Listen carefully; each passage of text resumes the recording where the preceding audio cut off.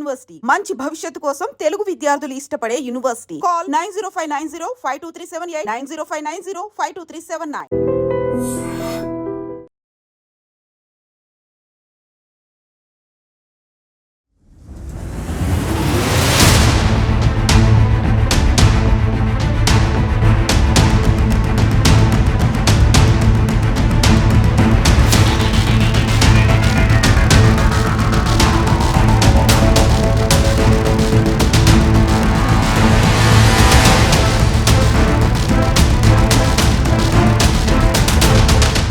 అనకాపల్లి జిల్లా కోటవరట్ల మండలం కైలాసపట్నంలో జరిగిన భారీ ప్రమాదం తీవ్ర విషాదకరమని చెప్పొచ్చు. ఒక మందుగుండు సామగ్రి తయారీ కేంద్రంలో జరిగినటువంటి ఈ భారీ అగ్ని ప్రమాదం వల్ల 8 మంది తమ ప్రాణాలు కోల్పోయారు. చాలా మంది అయితే తీవ్రమైనటువంటి గాయాలతో హాస్పిటల్లో చికిత్స పొందుతున్నారు. కేజీహెచ్లో కొంతమందికి అత్యవసరమైనటువంటి చికిత్స అందిస్తూ అబ్జర్వేషన్లో కూడా ఉంచినట్టు కేజీహెచ్ సూపరింటెండెంట్ చెప్తున్నారు. సో చాలా మందిని, కొంతమందికి గాయాల తీవ్రత తగ్గిన వాళ్ళకి మాత్రం స్థానికంగా ఉన్నటువంటి నర్సీపట్నం, అనకాపల్లి హాస్పిటల్స్లో ట్రీట్మెంట్ అందిస్తున్నారు. ఇక్కడ మనం చూడొచ్చు, ప్రమాదం జరిగినటువంటి ప్లేస్లో ఉన్నాం. మధ్యాహ్నం 1 గంట నుంచి ఇప్పటి వరకు నిరంతరంగా, ఇప్పుడు 9 అవుతోంది, 9 గంటల పాటు కూడా నిరంతరంగా ఇక్కడ అగ్నిమాపక సిబ్బంది, పోలీసులు, అధికార యంత్రాంగం అంతా శ్రమించడంతో పరిస్థితి పూర్తిగా అదుపులోనికి వచ్చినప్పటికీ కూడా ఇక్కడ మీరు చూస్తున్నారు విజువల్స్ లో పెద్ద పెద్ద కట్టడాలు, రూమ్స్ ఏవైతే ఉన్నాయో, సిమెంట్ గోడలతో ఉన్నటువంటి రూమ్స్, రేకుల షెడ్లు కూడా కకావికలం అయిపోయి ఎగిరిపడ్డాయి అని చెప్పొచ్చు. పూర్తిగా ఈ స్ట్రక్చర్ లో అయితే చించుబొడ్డి నుంచి తారా జువ్వల వరకు భారీగా మనం ఏవైనా సెలబ్రేషన్స్ అయినప్పుడు, ఏవైతే పెళ్ళిళ్ళ సందర్భంలో కానీ లేకపోతే చావు కార్యక్రమాలప్పుడు కూడా కొంతమంది ఈ తారా జువ్వలు వెలిగిస్తూ ఉంటారు. అలాగే దీపావళికి సంబంధించినటువంటి సామాగ్రి కానీ పూర్తిగా అన్ని కూడా A to Z మందుగుండు సామాగ్రి ఇక్కడ తయారవుతూ ఉంటుంది. దానివల్లే ప్రమాదం ఈ స్థాయిలో జరిగింది అని చెప్పుకోవచ్చు.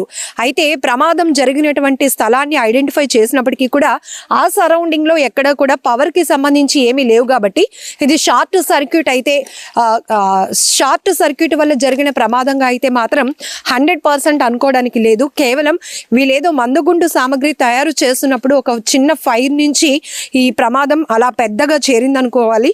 ఒక్కసారిగా భారీ శబ్దాలు రావడంతో ఇమీడియట్ గా సమాచారం అందుకున్నటువంటి అగ్నిమాపక సిబ్బంది, పోలీసులు ఘటనా స్థలానికి వచ్చినప్పటికీ కూడా ఇంకా పక్కన ఉన్నటువంటి రూమ్ లో కూడా అప్పటికే తయారు చేసి ఉన్నటువంటి మందుగుండు ఐటమ్స్ కి కూడా ఈ అగ్నికేలలు అంటుకోవడంతో ఇంకా ప్రమాద తీవ్రత పెరిగింది. దానివల్లే మొత్తం పూర్తిగా ఏ స్థాయిలో ఇక్కడ ఉందో చూడొచ్చు. ఐరన్ అయితే మెల్ట్ అయిపోయింది, ఆ రేకులు అయితే ఎగిరిపడ్డాయి, సిమెంట్ గోడలు కూడా ముక్కలు అయిపోయి సిమెంట్ పొడి రాలిన పరిస్థితులు ఇక్కడ కనబడుతున్నాయి. 9 గంటల తర్వాత కూడా పూర్తిగా అగ్నికేలలు అదుపులోనికి వచ్చినప్పటికీ ఇక్కడ ఇప్పుడు కొన్ని వైర్లు కానీ ఈ ఐటమ్స్ కాలుతున్న ఆ పొగ అయితే మాత్రం ఇంకా ఆ తీవ్రత తగ్గలేదని చెప్పుకోవచ్చు.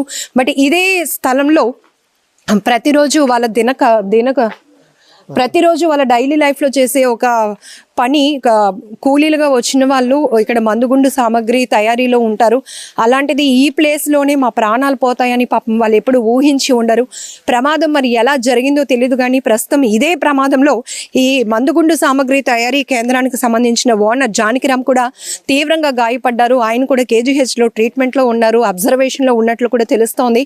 ఆయన మామ, తోడల్లుడు కూడా చనిపోయారు. అలాగే అతనికి సంబంధించినటువంటి దగ్గర బంధువు కూడా ప్రమాదంలో చనిపోయినట్లు తెలుస్తోంది.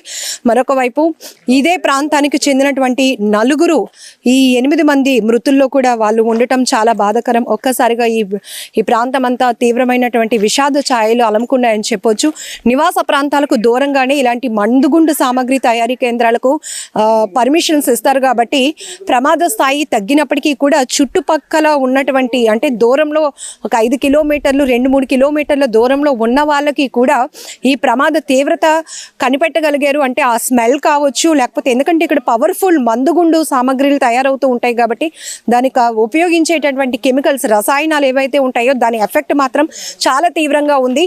ఈ ప్రమాదం జరిగినటువంటి ఘటనా స్థలికి మేమందరం దూరంగా ఉంటున్నప్పటికీ కూడా ఊహించగలిగాం. ఎందుకంటే ఆ స్థాయిలో అగ్నికేలలు ఎగసి పడుతున్నాయి, మంటలతో పాటు శబ్దాలు వస్తున్నాయి. మరొక వైపు విపరీతంగా పీల్చలేడానికి ఇబ్బంది పడినటువంటి ఆ మందుగుండు సామాగ్రి కాలిన స్మెల్ ఎలా అయితే వస్తుందో దాన్ని మేము పసిగట్టి ఇమీడియట్గా పోలీసులకు మేము ఇన్ఫర్మేషన్ ఇచ్చామని కూడా చెప్తున్నారు కొంతమంది స్థానికులు. అప్పటికే ఘటనా స్థలానికి అరగంటలోనే చేరుకోగలిగారు. అయినప్పటికీ కూడా ఇక్కడ మనం చూడొచ్చు చాలా బృందాలు ఇప్పటికీ కూడా ఇంకా స్టిల్ వర్క్ చేస్తూనే ఉన్నాయి. చాలా తీవ్రంగా శ్రమించారని చెప్పొచ్చు. ఎందుకంటే ఒకవైపు మండు టెండ మధ్యాహ్నం 1 గంట ప్రాంతంలో ఈ ప్రమాదం జరిగిన సమయంలో అరగంటలోనే మొత్తం అగ్నిమాపక శాఖ పోలీసులు అలాగే SDRF బృందాలు కూడా ప్రత్యేకంగా ఇక్కడికి చేరుకున్నప్పటికీ చాలా మంది మమ్మల్ని కాపాడండి అంటూ తీవ్రమైన గాయాలతో విలవిలలాడిపోతూ కనిపించారు. కొంతమంది అయితే ఆ రేకుల షెడ్ స్ట్రక్చర్లో ఇరుక్కుపోయిన వాళ్ళని కూడా తొలగించటం, వాళ్ళని బయటకు రెస్క్యూ చేయడం కూడా చాలా టఫ్ జాబ్ అయిందని చెప్పొచ్చు.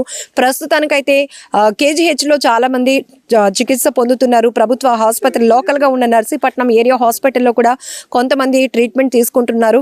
వాళ్ళందరూ కూడా త్వరగా కోలుకోవాలని మనం కూడా భగవంతుని ప్రార్థిద్దాం. ప్రస్తుతానికైతే క్లూస్ టీమ్స్ అయితే ఘటనా స్థలికి చేరుకొని ఇక్కడ ఎటువంటి ఆధారాలు ఉంటాయి అనేది కూడా వాళ్ళు సేకరించే పనిలో ఉన్నారు. మనం చూస్తున్నాం యూనిఫామ్లో ఉన్నారు. NDRF బృందాలు కూడా ఇక్కడికి చేరుకున్నాయని చెప్పొచ్చు. వీళ్ళంతా కూడా ఆంధ్రప్రదేశ్కి సంబంధించినటువంటి రెస్క్యూ టీమ్ మెంబర్స్ అనమాట. వాళ్ళు కూడా ఇక్కడికి చేరుకున్నారు. ఎందుకంటే ఇలాంటి విపత్తులు జరిగినప్పుడు ఖచ్చితంగా వాళ్ళ ప్రెజెన్స్ లేకపోతే కనుక చాలా వరకు ప్రాణ నష్టం ఎక్కువగా జరగడానికి అవకాశం ఉంటుంది. అలాంటిది ఇమీడియట్గా వాళ్ళు అలర్ట్ అవ్వడం వల్ల చాలా మందిని ప్రాణాలతో బయటికి రెస్క్యూ చేసి కాపాడగలిగారు. ఈరోజు కొంతమందైనా ట్రీట్మెంట్లో ఉండగలిగారు అంటే ఇమీడియట్గా ఇక్కడ వాళ్ళందరూ కూడా టీం వర్క్గా స్పందించినటువంటి ఆ తీరు కూడా ప్రతి ఒక్కరూ ప్రశంసించి తీరాల్సిందే. ఎందుకంటే చాలా ప్రమాదాలు చూస్తూ ఉంటాం కానీ మందుగుండు సామాగ్రి అంటే ఇక్కడే బాగా కెమికల్స్ ఉంటాయి. అలాంటి చోట ప్రమాదం, ఇదంతా ఓపెన్ ప్లేస్, అక్కడ కొండ చుట్టూ చెట్లు ఉన్నాయి. ఇంకా కూడా ఇమీడియట్గా వీళ్ళు అలర్ట్ కాకపోతే ప్రమాదం మాత్రం ఇంకా స్థాయి పెరిగేది, మృతులు కూడా పెరిగే అవకాశం ఉండటానికి కూడా చాలా ఛాన్స్ ఉంది. అలాంటిది ఇమీడియట్గా రెస్పాండ్ అవ్వడం వల్ల, వాళ్ళు రెస్క్యూ చేయడం వల్ల చాలా మంది ప్రాణాలతో బయటపడ్డారు. ఏదైనా ఈ మందుగుండు సామాగ్రి తయారీ కేంద్రంలో జరిగిన ఈ భారీ పేలుడు అగ్ని ప్రమాదంలో 8 మంది చనిపోయారు. వాళ్ళ కుటుంబాలు త్వరగా తేరుకోవాలని కూడా మనం మనస్ఫూర్తిగా కోరుకుందాం. మిగతా వాళ్ళు ట్రీట్మెంట్లో ఎవరైతే అబ్జర్వేషన్లో ఉన్నారో, అత్యవసర ట్రీట్మెంట్ తీసుకుంటున్న వాళ్ళు కూడా త్వరగా కోలుకోవాలని ఆ దేవుణ్ణి ప్రార్థిద్దాం. అనకాపల్లి జిల్లా కోటవరట్ల మండలం కైలాసపట్నంలో జరిగినటువంటి మందుగుండు సామాగ్రి తయారీ కేంద్రంలో జరిగిన భారీ ప్రమాదంలో ఇప్పటికే 8 మంది చనిపోయారు. చాలా మంది తీవ్రమైన గాయాలతో బయటపడ్డారు. అయితే ఇలాంటి భారీ అగ్ని ప్రమాదాలు జరిగినప్పుడు మనం మొదటగా బిగ్ థ్యాంక్స్ చెప్పాల్సింది అగ్నిమాపక సిబ్బందికి అలాగే పోలీసులకు. వీళ్ళ సేవలు ఎంత చెప్పినా కూడా చాలా తక్కువే అని చెప్పొచ్చు. అంత అగ్ని కేలలు ఎగసి పడుతున్నాయి. ఇంకొక వైపు తీవ్రమైనటువంటి ఎండ అయినప్పటికీ అక్కడ ఎవరైతే మమ్మల్ని కాపాడండి అంటూ వేస్తున్నటువంటి ఆ కేకలు మాత్రమే వీళ్ళకి వినిపిస్తాయి. మిగతా అక్కడ ఉన్నటువంటి ఎలాంటి సిచ్యువేషన్ అయినా ఎదురొడ్డి ఎంతో మంది ప్రాణాలను రక్షించడంలో అగ్నిమాపక శాఖ సిబ్బంది పనితీరును ప్రతి ఒక్కరూ ప్రశంసించి తీరాల్సిందే. ఈరోజు ఈ ప్రమాదంలో కూడా అది కూడా ఒక ఫ్యాక్టరీ కాదు, మందుగుండు సామాగ్రి తయారు చేసే కేంద్రంలో ప్రమాదం అంటే అక్కడ ఏ స్థాయిలో రసాయనాలు ఉంటాయో మీ అందరికీ తెలుసు. ఆ పేలుడు ధాటికి ఒక్కసారిగా చుట్టుపక్కల గ్రామాలన్నీ ఉలిక్కి పడినటువంటి పరిస్థితి. ఇమీడియట్గా సమాచారం అందుకున్న వెంటనే ఫైర్ ఇంజన్స్తో ఇక్కడికి చేరుకున్నటువంటి నర్సీపట్నం అగ్నిమాపక శాఖకు సంబంధించిన స్టాఫ్ అంతా కూడా ఉన్నారు. వాళ్ళతో ఒక్కసారి మాట్లాడదాం.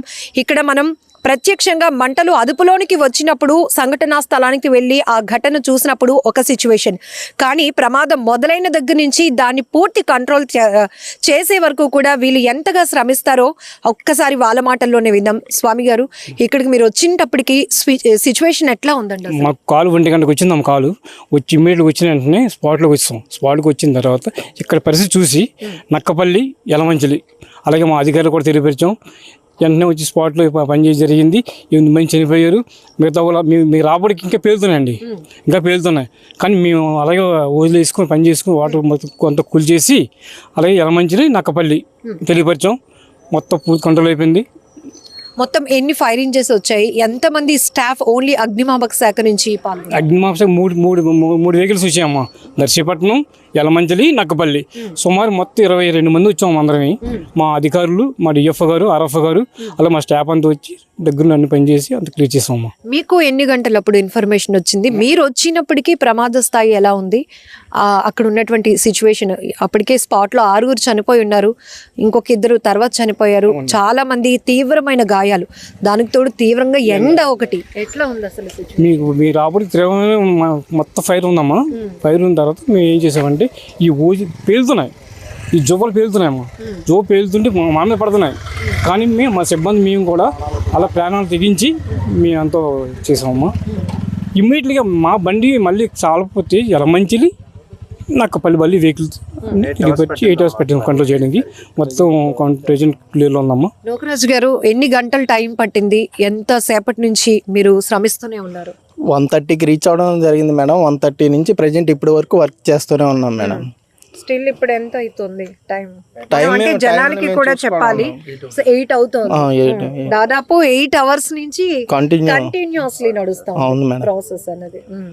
మీరు వచ్చినప్పటికీ సిచ్యువేషన్ ఎలా ఉందండి? అందులో చిక్కుకున్న వాళ్ళ పరిస్థితి ఏంటండి? అంటే చనిపోయిన వాళ్ళు అంటే ఇంకా అది పక్కన పెట్టొచ్చు, ఆ లోటు మనం ఎవరం పోర్చలేం. కానీ ఆ ప్రాణాలు, ఇంకా ప్రాణాలతో ఉండి మమ్మల్ని కాపాడే వాళ్ళు వస్తే బాగుండు అని ఎంతో ఆశతో, మరొక వైపు చాలా పెయిన్తో వెయిట్ చేసే వాళ్ళు ఉంటారు.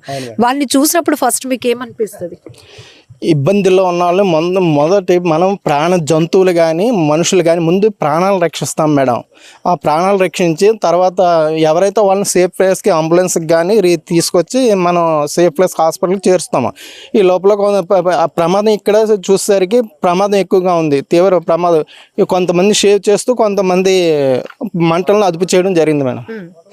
సో మీరు వచ్చినప్పటికీ అక్కడ ఉన్నటువంటి సిచ్యువేషన్ ఎలా ఉంది? చాలా స్పేసియస్ వరకు కూడా మొత్తం నిర్మాణంలో ఉన్న కట్టడాలు కూడా పగిలిపోయి, ఆ గోడలు కూడా అంత బ్రేక్ అయిపోయినటువంటి బ్లాస్ట్ అయిపోయింది. అవును మేడం, మేము మాకైతే కాల్ అయితే ఫైర్ కాల్ మాత్రం 1 గంటకు వచ్చింది మేడం. వచ్చిన తర్వాత మేము ఇమీడియట్గా టర్న్అవుట్ చేసాం. వెహికల్ టర్న్అవుట్ చేసి మా సిబ్బంది మొత్తం మా పైలట్ గారి ఆధ్వర్యంలో టర్న్అవుట్ చేసి ఇక్కడికి 1:30-1:35 కల్లా మేము రీచ్ అయ్యాం మేడం. రీచ్ అయ్యేసరికి ఇక్కడ ఉన్న పరిస్థితి ఏంటంటే హెవీ క్రౌడ్, మొత్తం పబ్లిక్ కూడా ఇక్కడ చాలామంది వచ్చి చూసిన జరిగినటువంటి ప్రమాదాన్ని చూసి చాలా దిగ్భ్రాంతికి గురయ్యారు. దిగ్భ్రాంతికి గురైన తర్వాత మేము ఆటోమేటిక్గా మా వెహికల్ ఇమీడియట్గా వదిలేసి అక్కడ ఉంటే వచ్చేసరికి మొత్తం టోటల్గా ఈ స్టోర్ రూమ్లు చేయడం ఏంటి, తర్వాత ఆ ఎక్విప్మెంట్, తర్వాత మెటీరియల్ తయారు చేసి మనం మ్యాన్మేడ్ చేస్తాం మేడం. చేసిన తర్వాత అది ఒకేసారి ఎక్స్ప్లోజ్ అయినట్టు ఉంది. ఆ ఎక్స్ప్లోజ్కి బ్లాస్ట్ అయిపోయి మొత్తం టోటల్గా అక్కడ ఉన్నటువంటి 4-5 బిల్డింగ్స్ కూడా మనం స్ప్రెడ్ అయిపోయి మొత్తం చాలా మంది చనిపోవడం జరిగింది. అయితే ఒక 6 డెడ్ బాడీ అయితే మాకు కనిపించాయి మేడం. 6 కూడా చనిపోయారు మేడం, బాడీలోనే మేడం. తర్వాత మేము వచ్చేసరికి మళ్ళీ ఆరా తీసాం మేడం, ఎంతమంది చనిపోయారు ఏంటి, ఇక్కడ వర్కర్స్ ఎంతమంది పని చేస్తున్నారు ఏంటంటే సుమారుగా 12-13 మంది వర్కర్స్ ఇందులో పనిచేస్తున్నారు సార్. పని చేస్తే ఆటోమేటిక్గా ఎలా జరిగిందో తెలియదు కానీ జరిగింది, ప్రమాదం అయితే జరిగింది. జరిగిన తర్వాత ఈ అంబులెన్స్లో ఒక 4 ఇంజురీ పర్సన్స్ దగ్గరలో హాస్పిటల్ తీసుకెళ్ళారు మేడం, నర్సీపట్నం ఏరియా హాస్పిటల్కి. తీసుకెళ్ళిన తర్వాత ఇక్కడ డెడ్ బాడీలు అయితే ఉన్నాయి మేడం. ఈ తర్వాత మేము వచ్చేసరికి పోలీస్ వారు, డిపార్ట్మెంట్ వాళ్ళు, తర్వాత మీడియా వాళ్ళు అందరూ వచ్చి ఉన్నారు మేడం.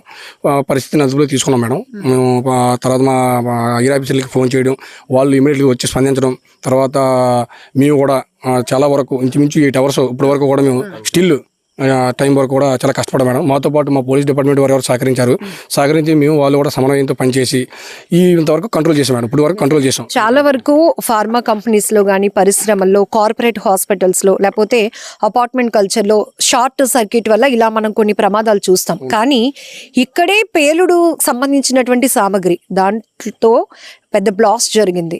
ఎలా ఉంది ఆ టైంలో? వెదర్ కండిషన్ ఒకటి చాలా హీట్గా ఉంది, ఎలా ఫేస్ చేయగలిగారు అసలు? అది మేడం, ఒకటి మనకి వెదర్ కండిషన్ అనేది ఇప్పుడు ఎలాగ సమ్మర్ సీజన్ కాబట్టి ఆటోమేటిక్గా ఎండలు చాలా ఎక్కువగా ఉన్నాయి మేడం. అయితే మనం వచ్చేసరికి ఆటోమేటిక్గా మనం సిచ్యువేషన్ అయితే మనకి ఇక్కడికి వచ్చేసరికి తెలిసింది తప్పించి మనం ఎలా జరిగింది మన లోకల్ ఇక్కడ పనిచేసిన వాళ్ళు అడిగి తెలుసుకున్నాం మనం యాక్చువల్గా. అయితే ఒకటి మనకు ఆటోమేటిక్గా ఈ క్రాకర్స్ అనేది మ్యానుఫ్యాక్చరింగ్ చేసేటప్పుడు మాత్రం చాలా జాగ్రత్తలు తీసుకోవాలి మేడం, ప్రికాషన్స్ ప్రికాషన్ తీసుకుంటేనే మనం ఆటోమేటిక్ సేవ్ అవుతాం. ఆ పరిసర ప్రాంతాల్లో మనం ఏదైనా స్మోక్ చేసినా, లేదా లైట్ ఆన్ చేసినా, ఏదైనా చేసినా ఇమీడియట్గా మనకి కరెంట్ షార్ట్ సర్క్యూట్ అయినా ఇమీడియట్గా అది మనం ఒకేసారి బ్లాస్ట్ అయ్యే అవకాశం, ఎక్స్ప్లోజ్ అవుతుంది. ఎందుకంటే ఆటోమేటిక్గా అది హానికరమైన రసాయన మెటీరియల్ కాబట్టి ఆటోమేటిక్గా అన్నీ ఉంటాయి కాబట్టి ఇమీడియట్ గా మనకి ఎఫెక్ట్ అవుతుంది, ఎక్కువ జరుగుతున్న అవకాశం ఉంటుంది మేడం ఎక్కువగా. రైట్, నిజంగా గ్రేట్ జాబ్ అండి. ఎందుకంటే ప్రమాద స్థాయి చాలా తీవ్రంగా ఉంది. అలాంటి టైంలో కూడా రెస్క్యూ చేసి చాలా మంది ప్రాణాలు కాపాడారు. ఇప్పుడు వీళ్ళందరితో మనం మాట్లాడించినప్పుడు కూడా ముందుగా ప్రజల ప్రాణాలు కాపాడడం విషయంలో మాత్రం మేము ఎప్పుడు నిరంతరంగా శ్రమిస్తూనే ఉంటాం. ఈరోజు కోటవరట్లలో జరిగినటువంటి ఈ భారీ ప్రమాదంలో కూడా 8 గంటల పాటు నిరంతరంగా శ్రమిస్తే గానీ పరిస్థితిని ఇప్పుడు అదుపులోనికి తీసుకొచ్చినటువంటి పరిస్థితి. ఇప్పుడు రాత్రి 8 గంటలు అవుతోంది. మధ్యాహ్నం 1 గంట నుంచి కూడా కంటిన్యూస్లీ మేము అలా వర్క్ చేస్తూనే ఉన్నాం. అలాగే పోలీసులు కూడా వాళ్ళ సేవలు కూడా చాలా ఇంపార్టెంట్. ఇక్కడ అధికార యంత్రాంగం అంతా కూడా అలర్ట్ కావటంతో ప్రమాద స్థాయి తగ్గించలేకపోయినప్పటికీ కూడా మృతుల సంఖ్య 8కి చేరింది. మిగతా వాళ్ళకి మాత్రం KGHలో అత్యవసర విభాగంలో వాళ్ళకి అత్యవసరమైన ట్రీట్మెంట్ అందిస్తున్నారు. ఇప్పటికీ కూడా కొన్ని అవర్స్ పాటు అబ్జర్వేషన్లో ఉంచినట్లు కూడా KGH సూపరింటెండెంట్ చెప్తున్నారు.